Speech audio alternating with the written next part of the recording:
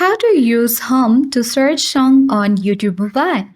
Hi everyone, welcome to our channel. In this tutorial video, I'll show you the quick way to use Hum to search song on YouTube Mobile.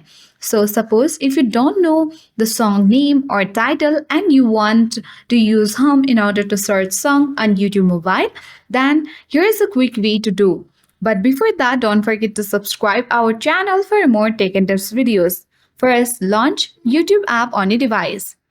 Make sure to update your application and log into your account. Tap search icon at top right corner of the screen. Tap on the mic icon at top right corner of the screen. At top, you have got the two options, that is voice and song. Tap on song next to voice. Start humming.